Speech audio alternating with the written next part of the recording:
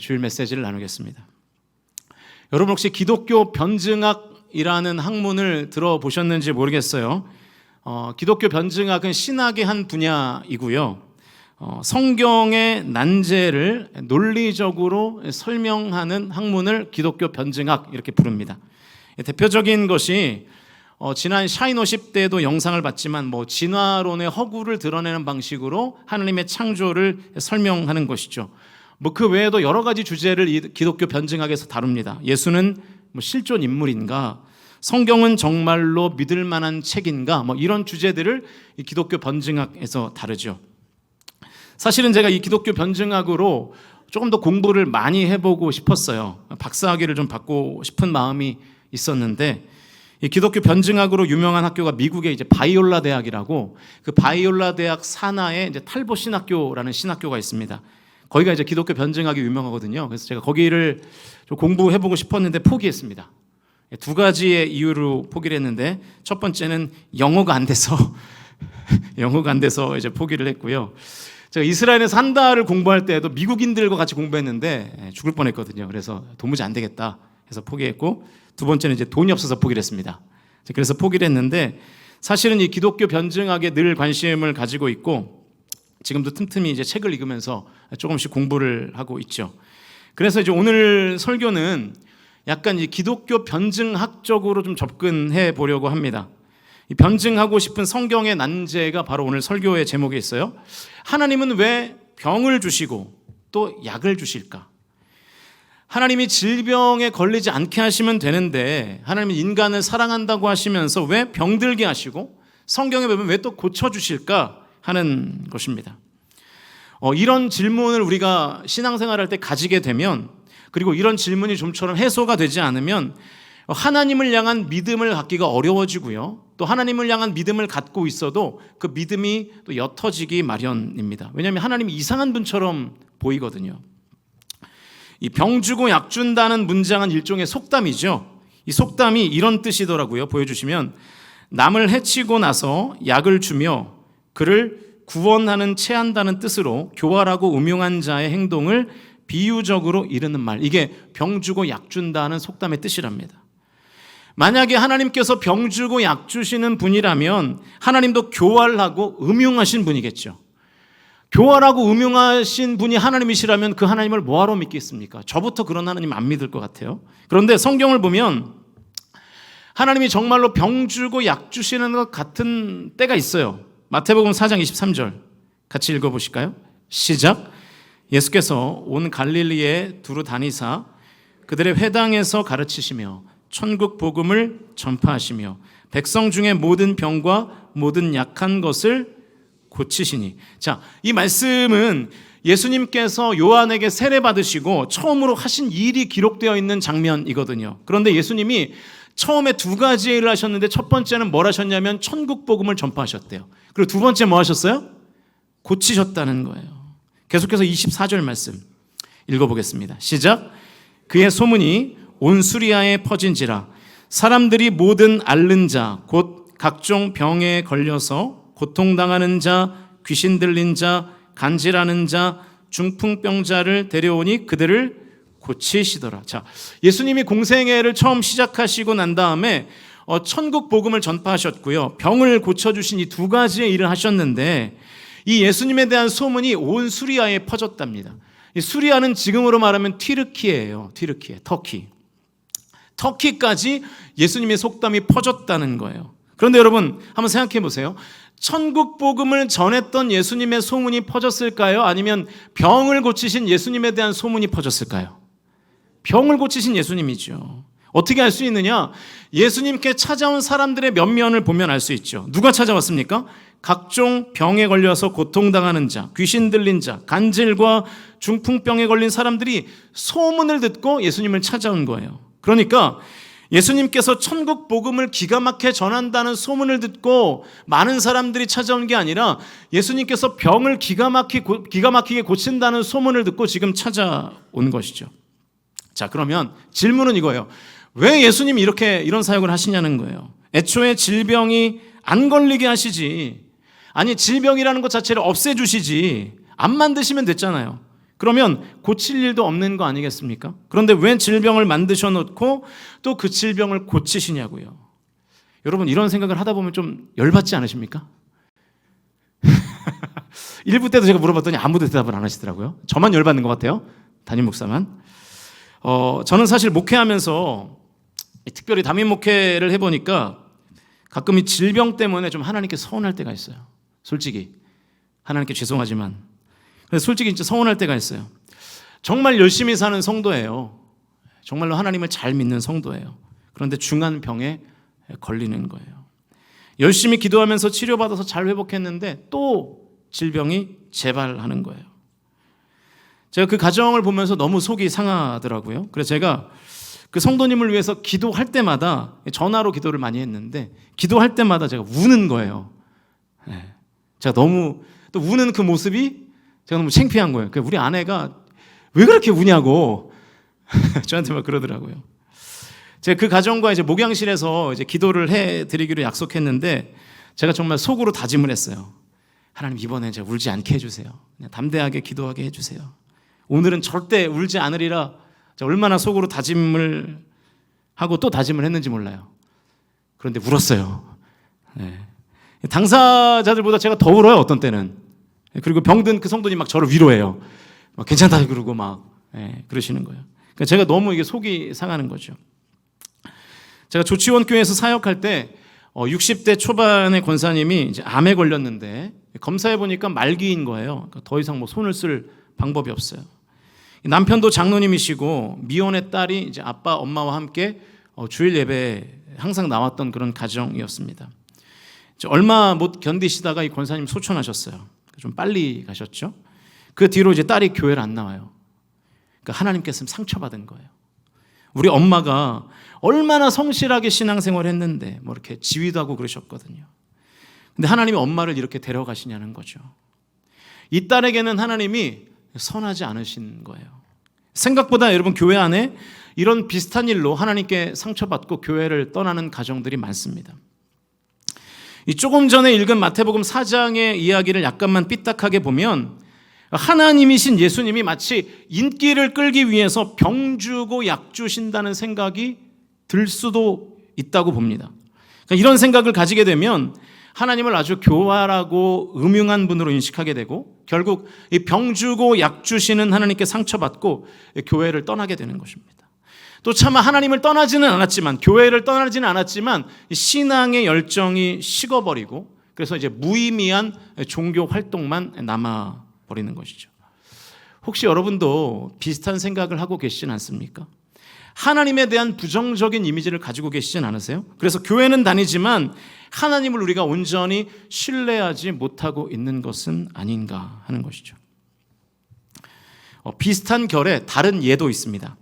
제가 서울 수정교회에서 3년 동안 이제 청년들 한 100명과 이렇게 신앙생활을 했는데 그때 한 대학생 청년이 저한테 그러더라고요. 전사님, 제가 그때는 전사님 되었습니다. 저는 교회는 다니지만 하나님을 안 믿어요. 그러는 거예요. 당돌하죠. 요즘 애들은 그래요. 하나님 안 믿는다 그래요. 그래서 제가 놀라서 이런 질문을 했습니다. 아, 그래? 그런데 땡땡땡아, 너는 하나님을 안 믿는데 하나님을 전하는 전도사님이 만나자 그러면 왜 매번 신방을 받았니? 제가 이렇게 물어봤죠. 그랬더니 전사님이 항상 맛있는 걸 사줘서 만났다는 거예요. 네. 그러면서 그 친구가 하나님을 안 믿는 이유를 설명해 주는데 꽤 논리적이에요. 전사님, 성경에 보면 하나님 사랑이시라고 말씀하시는데 사실은 하나님이 너무 잔인하신 분 같아서 못 믿겠다는 거예요. 그러면서 왜 하나님은 이 자연 세계에 약육강식이라는 자연 법칙을 만드셨습니까? 반문하는 거죠. 잘 아시겠지만 동물의 세계에는 먹이 사슬이 있지 않습니까? 그래서 강한 동물이 약한 동물을 잡아먹잖아요. 어떻게 사랑의 하나님께서 약하다는 이유로 강한 것에 잡아먹히는 이 약육강식이라는 자연 법칙을 만드실 수 있냐는 거예요. 하나님이 사랑이시라면 이 법칙은 모순이라는 거죠. 그래서 이 성경이 가짜이기 때문에 나는 하나님을 믿지는 못하겠다, 이렇게 저한테 얘기하더라고요. 이 청년의 얘기를 듣고 저는 먼저 이런 생각이 들더라고요. 처음부터 그런 생각이었으면 나한테 얻어먹지나 말지, 이런 생각이 들다가도 이런 생각이 들다가도 그 청년의 어떤 논리를 다시 한번 이렇게 곱씹게 되는 그런 시간을 가져봤습니다. 그래서 지금부터는 약간 여러분 설교가 좀 건조할 수 있습니다. 건조할 수 있는데 왜 하나님은 이 잔인하게 약육강식이라는 법칙을 만드셨나라는 문제에 대한 답을 좀 찾아보기를 원하고요. 동시에 왜 하나님은 이 병주고 약주시나의 문제에 대한 답을 이 앞의 질문을 통해서 뒤에 질문까지 답을 좀 해보는 시간을 갖도록 하겠습니다. 그런데 여러분 이 문제 해결 과정이 약간 좀 딱딱합니다. 일부 예배 때 성도님들 설교를 듣는 태도를 제가 보니까 못 견뎌 하시더라고요. 굉장히 좀 딱딱하셨던 모양이에요. 그러나 여러분 집중하시면 명쾌한 답을 얻으실 수 있을 겁니다. 그러니까 정신 바짝 차리시고요. 잘 들으실 수 있기를 주님의 이름으로 부탁드립니다. 네, 옆에 분들에게 한번 이렇게 이야기해 볼까요? 졸면 죽습니다. 시작. 네. 네. 자, 이제 좀 딱딱한 약간 건조한 설교를 시작할 텐데 준비되셨어요? 창세기 1장 6절과 7절 말씀 같이 읽겠습니다. 시작.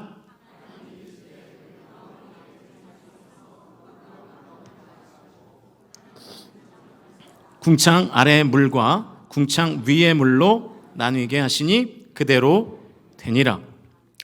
하나님께서 창조 둘째 날 하신 일을 창세기 1장 6절과 7절이 말하고 있습니다. 물과 물을 나누셨다는 거예요. 그런데 어떻게 나누셨냐면 궁창 아래의 물과 궁창 위의 물로 나누셨다.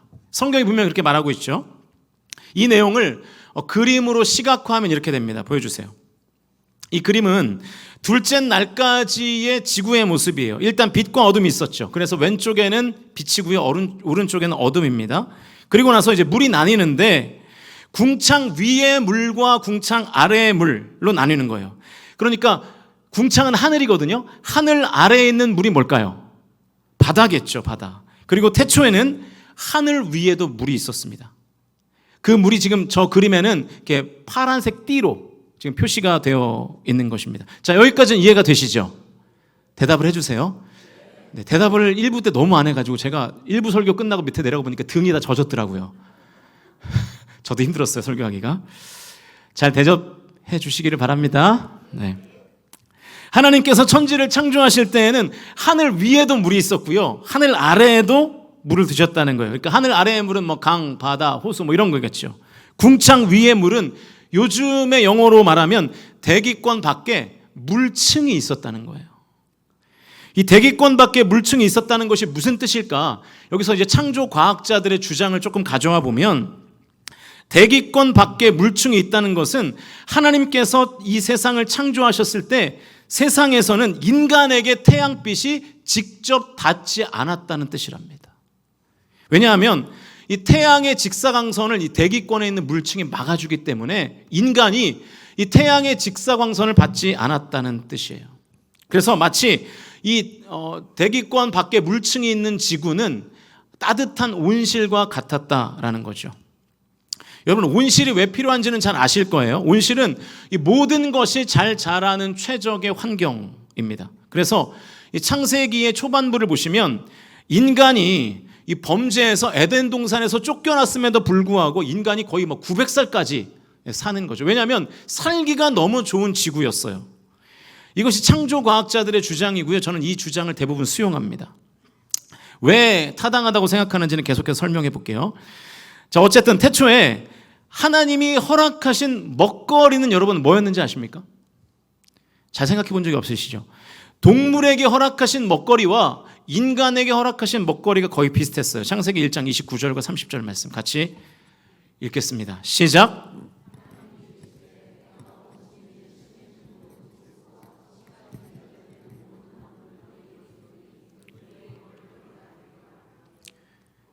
땅의 모든 짐승과 하늘의 모든 새와 생명이 있어 땅에 기는 모든 것에게는 내가 모든 풀을 먹을 거리로 주노라 하시니 그대로 되니라.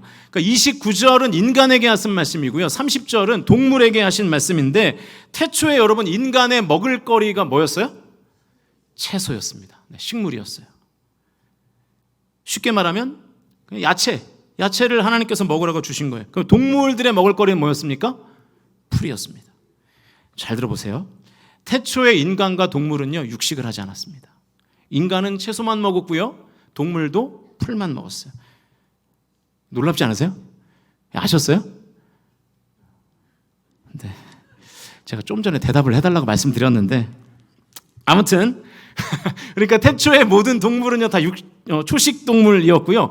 인간도 채소만 먹었습니다. 이게 무슨 말이냐면 동물 세계에서 먹이 사슬은 하나님 만드신 게 아니라는 뜻이에요. 약육강식은 하나님 만드신 법칙이 아닙니다. 태초에 강한 동물이나 약한 동물이나 다 한데 어울려서 같이 평화롭게 살았습니다. 그런데 노아 시대에 인간이 범죄하죠. 여기서부터가 문제가 되는 거예요. 하나님의 아들들이 사람의 딸들을 아내로 삼기 시작합니다. 그래서 하나님께서 홍수 심판을 내리시는데 홍수 심판 이전에 이제 노아가 방주를 이제 지으면서 노아의 가족들과 지상에 있는 모든 짐승과 공중에 나는 모든 새 중에 각각 2쌍씩을 방주에 넣으라는 하나님의 명령이 있었다는 거 알고 계시죠? 맞아요? 네. 여러분 지금 내셔널 지오그래피 시간 아닙니다. 지금 성경 이야기 하는 거예요. 노아는 600살이 되던 해의 2월 10일에 방주에 들어갔어요.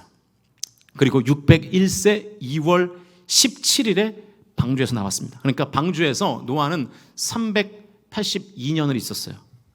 우리는 노아가 40일 동안 방주에 있었다고 착각하는데 그렇지 않습니다.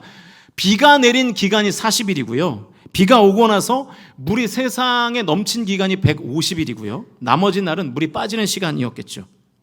자, 방주 안에서 1년하고도 17일을 있었는데 만약에 태초에 먹이 사슬이 있었다면 그 방주 안에 있었던 모든 동물들이 어떻게 됐을까요?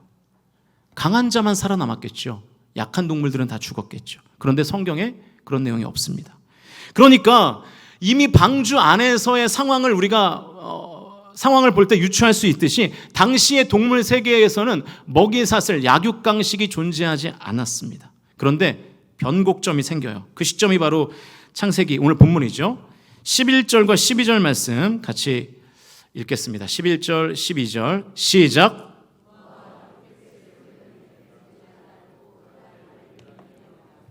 그날에 큰 기쁨의 샘들이 터지며 하늘의 창문들이 열려 40주야를 비가 땅에 쏟아졌더라. 600세 2월 17일부터 홍수가 시작됐어요. 방주에 들어간 것은 7일 전 2월 10일이고요. 홍수 심판은 여러분 잘 아시겠지만 물의 심판이죠. 그런데 하나님께서 어떤 물로 심판하셨는가 하는 거예요. 7장 11절에 의하면 어떻게 되어 있습니까? 하늘의 창문들이 열렸고 12절에서 비가 쏟아졌다. 성경이 기록하고 있습니다. 그러니까 창세기 1장에서 물과 물이 나뉘고 궁창 아래의 물과 궁창 위, 이 대기권 밖에 물층이 있었잖아요. 바로 그 대기권 밖에 물이 40일 동안 지상에 쏟아져 내리는 거예요. 그림을 보여주시면, 그래서 홍수 심판 이전에 있었던 대기권의 물층, 저 왼쪽에는 대기권의 물층이 있죠. 저 대기권의 물층이 홍수 심판에 사용되면서 이제 없어져 버린 거예요. 그래서 오른쪽에 보시면 그 대기권의 물층이 없죠. 그러면서 태양의 직사광선을 막아주는 장치가 없어져 버린 거죠. 네, 사진 찍으시는데요. 저 교육자들한테 달래면 다 줍니다. 네. 홍수 심판 이후에 이 대기권의 물층이 없어져서 그때부터 인간과 동물은 태양의 직사광선을 직접 받게 되었습니다. 그러면서 생태계의 대변화가 시작돼요. 첫 번째 변화는 수명의 단축입니다. 창세기를 쭉 읽어보시면 홍수 이전에는 900년 넘게 해서 무드셀라 같은 경우는 946년 정도로 막 살죠. 정확한지 모르겠는데 홍수 후에 인간의 수명이 600년, 500년, 400년, 300년, 200년, 나중에는 100 몇십 년 정도로 수명이 계속 줄어듭니다. 두 번째가 뭐냐면 이 먹거리의 변화예요. 이 포인트가 중요한데 창세기 8장 뒷부분을 보시면 노아가 382일 동안 방주에 있다가 나오면서 이제 하나님 앞에 감사의 제사를 드리죠. 그 다음에 이제 9장이 시작되는데 9장 3절에 이런 말씀이 기록되어 있습니다. 같이 읽어보시겠습니다. 9장 3절 시작.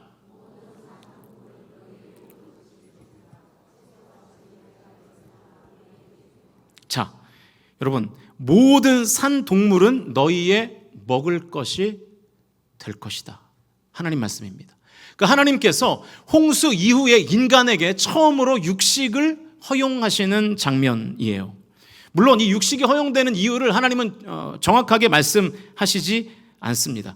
자, 여기서 다시 창조 과학자들의 설명을 인용한다면 궁창 위에 물층이 없어지면서 인간이 직사광선에 노출되게 되었고 그 후에 육식이 허용된 거잖아요. 성경의 흐름을 보면. 그래서 이 직사광선의 폐해 속에서 인간이 육식을 먹어야 살 수 있기 때문에 하나님께서 육식을 허용하셨다고 창조과학자들이 주장하는 거예요.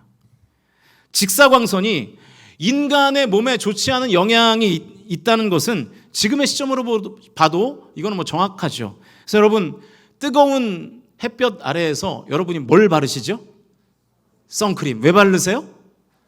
그죠? 자외선 차단하시려고, 직사광선 차단하시려고 바르시는 거잖아요.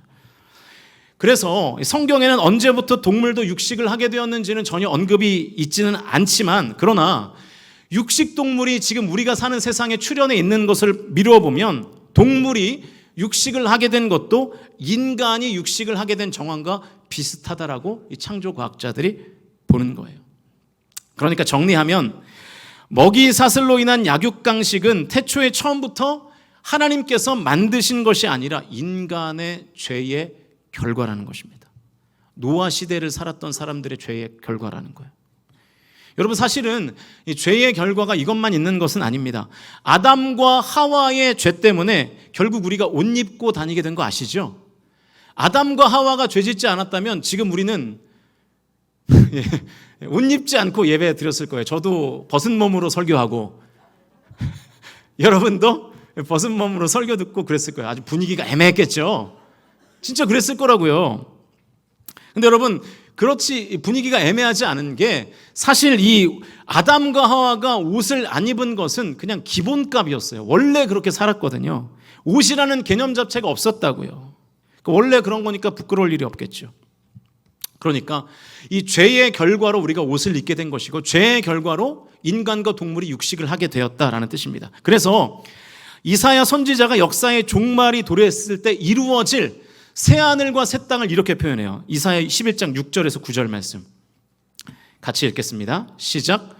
그때 이리가 어린 양과 함께 살며 표범이 어린 염소와 함께 누우며 송아지와 어린 사자와 살찐 짐승이 함께 있어 어린 아기에게 끌리며 암소와 곰이 함께 먹으며 그것들의 새끼가 함께 엎드리며 사자가 소처럼 풀을 먹을 것이며 젖 먹는 아이가 독사의 구멍에서 장난하며 젖된 어린 아이가 독사의 굴에 손을 넣을 것이라.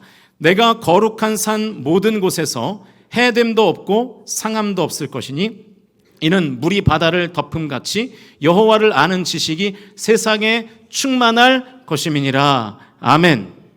여러분, 이 말씀은 우리가 아멘 했지만 지금 이 세상에서는 불가능한 일입니다. 이리와 양이 같이 살 수 없어요. 왜냐하면 이리는 육식동물이고요, 양은 초식동물이기 때문에. 이리와 양이 같이 살면 양은 100% 잡아먹힙니다. 표범과 염소가 같이 살 수 없어요. 염소가 잡아먹혀요. 염소는 초식동물이거든요. 그래서 새하늘과 새 땅에서는 이 먹이사슬이 없어진다는 거예요. 그런데 여러분, 이사야가 예언한 이 새하늘과 새 땅은 사실 새로운 하늘과 새로운 땅이 아닙니다. 정확하게 말하면 원래의 하늘과 원래의 땅이에요. 그러니까 원래의 하늘과 원래의 땅이 어디입니까? 에덴이죠. 에덴. 새 하늘과 새 땅은 에덴의 회복을 말하는 거예요. 태초를 말하는 거라고요. 그렇다는 것은 태초에는 먹이사슬, 약육강식이 없었다는 뜻입니다. 자, 이제 처음 질문으로 다시 돌아가 볼게요. 하나님께서는 왜 동물 세계에 잔인한 먹이사슬을 허락하셨습니까? 라는 질문은 질문 자체가 잘못된 질문입니다. 왜냐하면 하나님은 잔인한 먹이사슬을 만드신 적이 없어요. 만든 적이 없는 분한테 왜 만들었냐고 묻는 것은 잘못된 질문이죠. 동물 세계에 먹이사슬이라는 약육강식 체계가 생긴 것은 인간의 죄 때문입니다. 그러니까 그 책임은 인간이 져야 돼요. 인간의 죄로 인해서 자연의 생태계가 파괴된 것이죠. 그런데 왜 제가 설교의 대부분의 시간을 이 먹이사슬이 왜 생겨났는지를 설명하고 있을까요? 사실 오늘 설교의 주된 질문은 하나님은 왜 병을 주시고 약을 주시는가잖아요. 기억하시겠지만 제가 이 먹이사슬의 기원에 대한 설명을 시작하기 전에 이런 말씀을 드렸었습니다. 왜 하나님은 잔인하게 약육강식이라는 법칙을 만드셨나라는 문제에 대한 답을 찾으면서 동시에 왜 하나님은 병 주고 약 주시나라는 문제에 대한 답을 해보겠다고요. 하나님 대체 왜 그러실까요? 질병을 아예 만드시지 않거나 걸리지 않게 하시면 되지 왜 걸리게 하시고서는 고쳐주시는 걸까요? 왜 병 주고 약 주시는 걸까요? 여러분, 이 질문도 질문이 잘못된 질문입니다. 답은 약육강식에 대한 답과 똑같습니다. 하나님은 질병을 만드신 적이 없습니다. 그리고 하나님이 질병에 걸리게 하신 것도 아니에요. 그렇기 때문에 하나님은 병 주고 약 주시는 교활한 분이 아니시라는 것입니다. 음흉한 분이 아니라는 거예요. 하나님이 태초에 인간을 창조하셨을 때 인간은 죽지 않는 존재였습니다. 인간의 죄가 육체의 죽음을 초래한 것이죠. 성경은 분명히 말씀하죠. 죄의 싹은 뭐라고요? 사망이다. 이것이 무엇을 의미할까요? 본래 인간은 병들지 않는 육체를 가지고 있었습니다. 하나님께서 그 육체를 선물로 주셨어요. 그런데 인간이 죄를 범함으로 죄악된 인간이 병들 수밖에 없는 육체가 된 것입니다. 그 이후부터 모든 인간은 살아있는 동안 각종 질병에 시달리고 결국 그 병으로 육체가 죽게 되는 것이죠. 그러므로 제가 여러분들에게 꼭 드리고 싶은 말씀은 이겁니다. 병을 주신 분은 하나님이 아니시기 때문에 하나님은 병 주고 약 주시는 분이 아니라 병든 자에게 약을 주시는 분이시라는 것을 저와 여러분이 믿으실 수 있기를 주님의 이름으로 축원드립니다. 여러분, 이 말 또 오해하시면 안 돼요. 혹시 지금 병든 육체를 가지고 계신 성도님들이 계시다면 내가 무슨 죄를 지어서 이렇게 병들었나 이렇게 생각하시면 안 됩니다. 모든 병의 기원이 인간의 죄라는 뜻이지 지금 내가 가지고 있는 병이 나의 죄 때문이라는 뜻이 아닙니다. 혹시라도 하나님 때문에 내가 병들었고 이 모든 고난이 다 하나님 때문이라는 생각은 여러분 잘못된 생각이라는 거예요. 혹시 오늘 이 자리에 하나님에 대해서 이런 오해를 가지고 있는 성도들이 계시다면, 그래서 이 하나님께 상처받는 영혼들이 계시다면 오늘 이 말씀으로 깨닫게 되시기를, 그래서 하나님에 대한 상처를 회복하실 수 있기를 주님의 이름으로 간절히 축복합니다. 이제 말씀을 정리하겠습니다. 디트리 본 회퍼라는 목사님이 계세요. 이분은 독일 사람이고요. 나를 따르라라는 명절을 남기신 목사님이죠. 반나치 운동을 하셨고요. 히틀러 암살 계획을 세웠다가 히틀러에게 체포당해서 히틀러에 의해서 교수형을 당한 목사님입니다. 이분이 이 독일 교회 자존심이죠. 고백교회를 담임하던 목사님이었습니다. 이 본회퍼 목사님의 생전에 여자친구가 있었는데 마리아라는 여자친구가 있었습니다. 이 마리아의 아버지와 오빠도 나치군에 징집당했고 전장에서 무참하게 이 오빠와 아버지가 죽는 아픔을 겪었죠. 누구보다 정직하게 살고 순박했던 아버지와 오빠가 이 야수와도 같은 히틀러의 야욕에 무참히 죽는 것을 보고 그녀는 이 남자친구 본회퍼에게 이런 편지를 보냈답니다. 어떻게 하나님을 사랑하는 내 아버지와 오빠를 이렇게 무참히 죽여버릴 수 있을까요? 라고요. 이 편지를 받은 남자친구 본회퍼는 여자친구 마리아에게 이렇게 답장을 했다고 합니다. 사람들을 죽이는 것은 세상과 인간의 증오와 악입니다. 하나님께서는 언제나 세상과 인간이 죽인 사람을 살리십니다. 하나님께서 당신의 아버지와 오빠의 삶을 마치게 하신 것이 아니라 그분들로 하여금 새로운 삶을 영원토록 시작하게 하셨습니다. 라고 답을 했다는 거죠. 여러분, 혹시 이 자리에 하나님께 상처받은 분 계십니까? 하나님을 오해하고 있는 성도들 계십니까? 사랑하는 성도 여러분, 하나님은 나를 넘어뜨리고 나를 고통스럽게 하고 나를 죽이는 분이 아니라 나를 일으키시고 나를 모든 고통에서 해방시키시며 살리시는 분이시라는 사실을 믿으실 수 있기를 주님의 이름으로 축원드립니다. 설교의 초반에 마태복음 4장을 읽었잖아요. 24절 말씀을 다시 한번 읽어보시면 같이 읽을까요? 시작. 그의 소문이 온 수리아에 퍼진지라 사람들이 모든 앓는 자 곧 각종 병에 걸려서 고통당하는 자 귀신 들린 자 간질하는 자 중풍병자들을 데려오니 그들을 고치시더라. 하나님께서는 여러분 병들게 하시는 분이 아니고요, 병든 자들을 고쳐주시는 분이십니다. 여기에 고치다에 해당하는 헬라어가 테라피오라는 단어인데요, 이 헬라어 단어에서 치료라는 뜻의 테라피 테라피오라는 단어가 나온 거죠. 그런데 이 테라피오라는 단어에는 고치다라는 뜻 말고 섬기다라는 뜻도 있어요. 섬기다. 사랑하는 성도 여러분, 하나님은 나에게 병을 주시는 분이 아니고 병든 나를 섬기시는 분이라는 것을 저와 여러분이 믿으실 수 있기를 주님의 이름으로 축복합니다. 하나님은 절대로 교활하고 음흉한 분 아닙니다. 우리의 고통에 즐거워하시는 분이 아니에요. 하나님 우리의 고통을 함께 담당하시고요, 우리를 고통에서 건지시기 위하여 지금도 일하시는 분이십니다. 하나님 그렇게 우리를 섬기시는 하나님이십니다. 고난 중에 있을 때, 흉통 중에 있을 때 하나님을 오해하거나 의심하지 마시고 나를 고통에서 해방시키시고 나를 일으키시고 나를 살리시는 하나님을 의지하심으로 모든 고난과 육체적인 질병을 믿음으로 이기실 수 있기를 주님의 이름으로 간절히 축원드립니다.